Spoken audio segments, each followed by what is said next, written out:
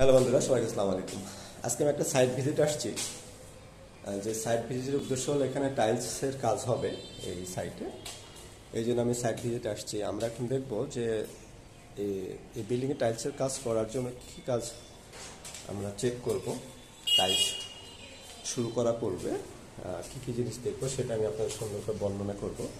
যে টাইলস করার জন্য আমাদের আসলে কী কী প্রিপারেশন থাকা উচিত, বা যেখানে টাইলস হবে সেই টাইলস করার স্থানগুলো আসলে আপনার টাইলস করার মতো উপযুক্ত কিনা সেটা জানার জন্য আমি ভিজিটে আসছি।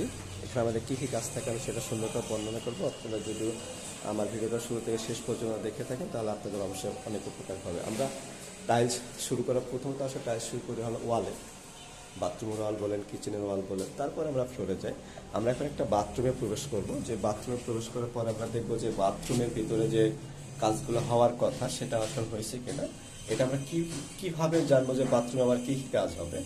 এই কাজগুলো আমরা যখন করি তখনই আমরা এই জিনিসগুলো ঠিক করে নিই যে আমাদের যে ল্যান্ড ওনার অথবা আমাদের যে ক্লায়েন্ট যারা থাকে তারা কি কি অপশন এখানে চায়। একটা বাথরুমের মধ্যে কি কি অপশন চায়, এখানে হট অ্যান্ড কোল্ড থাকতে পারে, প্যানের অপশন, প্যান বা প্যান বা কমোড হতে পারে, এখানে ইলেকট্রিক কিছু পয়েন্টস থাকবে, আপনার বাথরুমের লাইনগুলো হট অ্যান্ড কোল্ড হবে কিনা, এই ধরনের যে কাজগুলো আছে যেগুলো খাতায় লিখিত থাকে সেইভাবে এটা ঠিক আসলে আছে কিনা আমি এই জিনিসটা চেক করব। চেক করার পরে আমি এটা বলবো যে হ্যাঁ, এখানে যে যে কাজগুলো আসলে হওয়া উচিত ছিল সেগুলো হয়েছে, এবং যেগুলো হওয়া উচিত না সিলেক্ট করে নিলে তারপরে এখানে টাইলসের কাজটা আসলে শুরু করা যাবে। আমি এখন দেখবো এবং আপনাদের সেটা আমি দেখ।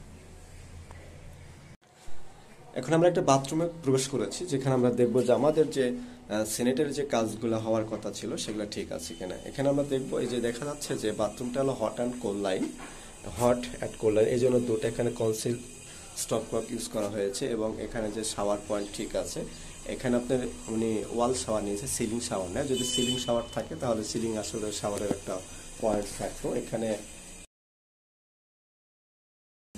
লো ডাউনের যে পয়েন্ট সেটাও ঠিক আছে। এখানে হলো আপনার পুশ শাওয়ারের পয়েন্ট, এটাও ঠিক আছে, এবং এখানে দুটো বালতি পয়েন্ট ঠিক আছে। শুধু সেটা না, এখানে আমরা দেখবো যে পয়েন্টসগুলো যে নির্দিষ্ট যে মেজারমেন্টে থাকার কথা, যে মাপে থাকার কথা সেটা আছে কিনা আমরা সেটাও দেখে নেবো। সেটা কমোডের পয়েন্টস, আপনার লো ডাউনের যে পয়েন্ট থাকবে সেটা, আপনার পুশ শাওয়ার পয়েন্ট, বালতি পয়েন্ট যেগুলো ফ্লোর থেকে আপনার 28 ইঞ্চি উপর হবে সেটা ঠিক আছে কিনা, এটা আছে না। শাওয়ার পয়েন্ট সিলিং থেকে 4 ইঞ্চি নিচে সেটা ঠিক আছে এটা দেখতে হবে। এরপর আমরা দেখবো বেসিনের পয়েন্ট। এখানে বেসিনে হট অ্যান্ড কোল্ড দুটো লাইন থাকবে এবং দুটার জন্য দুটো পয়েন্ট আছে এখানে অ্যাঙ্গেল স্টপ লাগানোর জন্য। এই লাইনগুলো কমপ্লিট আছে। এরপর আমরা দেখবো ইলেকট্রিক যে পয়েন্টটা থাকার কথা এখানে এটাও আছে। কিন্তু এখানে একটা জিনিস ভালো জিনিস হলো যে এখানে বেসিন হবে, বেসিনের উপরে আপনার ইলেকট্রিক তার টানা থাকতে হবে। এখানে দেখা যাচ্ছে ইলেকট্রিক তারটা টানা নিয়ে এটা টেনে নিতে হবে, এবং এখানে যে আপনার পাওয়ারের জন্য একটা 1 গ্যাং বক্স লাগানো আছে সেটা তারগুলো টানা হয় নাই। এই মোটামুটি এখানে যে জিনিসটা দেখা গেলে বাথরুমে যে আপনার যে স্যানিটারি যে কাজগুলো সেটা ঠিক আছে, কিন্তু এখানে ইলেকট্রিক লাইনটা টানা নেই, এটা আসলে টেনে নিতে হবে। তাহলে এই বাথরুমের কাজটা টাইলসের কাজটা করা যাবে। এবং বাথরুমের টাইলসের কাজ শুরুর পূর্বে অবশ্যই আপনার এখানে দরজা ফিটিং থাকতে হবে। অনেকে আমি দেখেছি যারা বাথরুমে দরজা ফিটিং না করে টাইলস লাগায়, এটা করলে অনেকটা ভুল হয়ে যায়।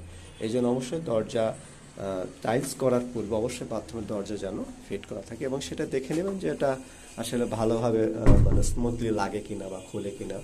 ফ্লোরটা আপনি দেখে নিতে পারেন, ফ্লোর থেকে সে যথেষ্ট উপরে আসছে কিনা। তা না হলে টাইলস লাগানোর পরে যখন ফ্লোর টাইলস করা হয় তখন অনেক সময় দরজার নিচটা কাটতে হয়, সেটা যেন না হয় অবশ্যই সেটার দিকে আপনারা নজর দেবেন। এবং আর একটা জিনিস দেখবেন যে একে বাথরুমে যে লাইনগুলা আপনি পানিতে লোড দেওয়া আছে কিনা, মানে পানিতে চেক করা হয়েছে কিনা। এটাতে আমি যেটা জানলাম যে এখানে 15 দিন আগে থেকে পানি লোড দেওয়া আছে, এখানে কোনো লিকেজ বের হয় না।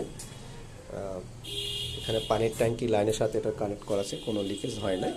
তাহলে বোঝা যাচ্ছে এটার ইলেকট্রিক যে, তাহলে বোঝা যাচ্ছে এখানে যে আপনার স্যানিটারি যে কাজটা আছে পিপিআর লাইনে যে কাজটা সেটা মোটামুটি ঠিক আছে, এখানে কোনো লিকেজ নাই।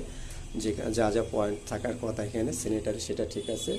ইলেকট্রিকের জন্য যে পাওয়ার বেসিনের পাশে সেটা আছে। ইলেকট্রিকের জন্য লাইটের জন্য যে তারটা, যে পাইপ, তারের জন্য যে পাইপ থাকা সেটা আছে, কিন্তু এখানে তার টানা হয় না। এই বাথরুমের কাজ করতে হলে এখানে ইলেকট্রিক লাইনগুলো টানতে হবে। এরপর আমরা আরেকটা দেখব, এরপর আমরা আরেকটা বাথরুম দেখব যে সেখানে কি অবস্থা। যেহেতু যখন কাজ শুরু হবে তো সবগুলা বাথরুমেরই তো আসলে একবারে কাজ শুরু হয়, 1 দিন 2 দিন বা 3 দিন 4 দিন পরে শুরু হয়, যার কারণে সব একবারে দেখে নিতে হয়। এখানে দেখা যাচ্ছে এটা hot and cold line, sanitary কাজ মোটামুটি ঠিক আছে। যেখানে যে থাকার কথা, এখানে আপনার বেসিনের জন্য তো পয়েন্ট আছে, এখানে আপনার পোস্ট শাওয়ারের জন্য আছে, এখানে কমোডের জন্য লো ডাউনের যে অপশন সেটাও ঠিক আছে। অ্যাঙ্গেল স্টপ লাগানোর জন্য এখানে হলো, এটা হলো আপনার কমোড হবে। আর আপনার আপনার বেসিনের পাশে যে লাইটের জন্য যে তার রাখা সেটা আছে, এখানে আমরা দেখব। এখানে যেহেতু বেসিন হবে, বেসিনের জন্য কোনো উপরে লাইনের জন্য পাইপ রাখা আছে, এখানে তার টানা হবে, তাহলে এখানেও তারটা টানতে হবে। এখানে দরজা লাগানো আছে, পিভিসি দরজা, বাথরুমে যে দরজা সেটা লাগানো আছে, এবং দরজাটা ঠিক আছে কিন্তু সেটাও আপনাকে দেখে নিতে হবে। চৌকাঠ যদি ঠিক না থাকে তাহলে এটা টাইলস লাগানোর পরে আবার খোলা তখন একটু মুশকিল হয়ে যাবে, এই জন্য দেখে নিতে এটা ঠিক নেই, এই দরজাটা লাগছে না, তার মানে কি আপনার এটা ঠিক করতে হবে, এটা নোটস করে নিতে হবে। এটা সুন্দরভাবে খাতায় লিখে নিতে হবে যে আপনি যে বাথরুমে টাইলসটা লাগাবেন, এই বাথরুমে যে দরজার চৌকাঠটা ঠিক না, এটা দরজার পাল্লাটা ভিড়ে নাই, এটা আবার ঠিক করে নিয়ে তারপর এখানে টাইলসের কাজ করতে হবে। তাহলে আমরা এখানে একটা ভুল পেলাম, কি এখানে বাথরুমের দরজাটা লাগছে না। এবার আমরা কিচেনে প্রবেশ করব, কিচেনে দেখবো কী কী কাজ করার কথা বা কী কী কাজ হয়েছে। আমরা এখন কিচেনে আসলাম, এখানে বড় কিচেন, এখানে যে ইলেকট্রিক পয়েন্ট যে লাইনটা থাকা করে সেটা ঠিক আছে, তারটা টানা হয় না। এখানে বেশ কয়েকটা সেলফ আছে, এখানে আপনার সিঙ্কের এখানে double line, hot and cold line, এখানে লোড দেওয়া আছে, এখানে কোনো পানি বের হয় না, তার মানে বোঝা যাচ্ছে যে এটা আপনার পাইপগুলো কোনো লিকেজ নাই, এতে কাজ করা যাবে। আর এই পয়েন্টটা আপনাকে দেখতে হবে এখান থেকে এটা 9 ইঞ্চি উপরে আছে কিনা। যখন আপনি সিঙ্ক লাগাবেন বা ডাবল যে লাইনগুলো হবে সেটা আপনার ফ্লোর থেকে 9 ইঞ্চি, আপনার এই স্ল্যাব থেকে 9 ইঞ্চি উপরে আছে কিনা, এবং এই দুটা গ্যাপ 6.5 ইঞ্চির বেশি হবে না, সেটা ঠিক আছে কিনা এটা আপনাকে চেক করে নিতে হবে। এবং এটা নিচে যে দুটো লাইন দেখা যাচ্ছে, একটা হলো পানির লাইন যেটা সরাসরি সাবমার্সিবল থেকে আসছে, এবং একটা হলো উপরে যে ওভারহেড ট্যাঙ্ক আছে সেটার লাইন, এবং নিচে আপনার ওয়েস্ট ওয়াটার যেটা পানি যাওয়ার জন্য যে লাইনটা, এটা সালেস লাইন বলে, এটা আছে কিনা সেটা আমরা দেখে নেব। এটা ঠিক আছে সিঙ্কের এখানে, এবং এই জায়গায় চুলার যে স্ল্যাবগুলো সব ঠিক আছে, জানালা উপরে লাইন টাইন মোটামুটি এখানে ঠিক আছে। কিন্তু এখানে যেটা ইলেকট্রিক যে কাজগুলো সেটা করা হয় না। আপনি কিচেনের যেহেতু টাইলসগুলো 7 ফিট হাইটে হয়, অনেকে ফুল হাইটে করে নেয় সিলিং পর্যন্ত, তো এই কাজগুলো করার পরেও আপনি অবশ্যই বাথরুম কিচেন যে এগুলো থাকবে, ওয়ালগুলো থাকবে, সেখানে অবশ্যই আপনার ইলেকট্রিক কাজগুলো করে নেবেন। এবং আরেকটা কাজ করবেন, সেটা হলো যদি আপনার এখানে টাইলস করার পূর্বে আপনার যে ফ্ল্যাট ওনার বা ল্যান্ড ওনার তাকে নিয়ে এসে আপনি যদি চান তাহলে আপনি পুরা মানে আপনি যে টাইলস করা যে কাজটা সেটা আপনি ভিজিট করে নিতে পারেন, যদি নতুন কোনো অপশন থাকে। কারণ এরা অনেক সময় নতুন অপশন বের করে কাজ করার পরে, তখন অনেক সমস্যা হয়ে যায়, এই জন্য তাদেরকে ফাইনাল একবার আপনি চেক করা নিতে পারেন। এই মোটামুটি আপনার একটা ফ্ল্যাটে বাথরুমের ওয়াল বা কিচেন ওয়াল টাইলস করার পূর্বে আপনার চেকিং।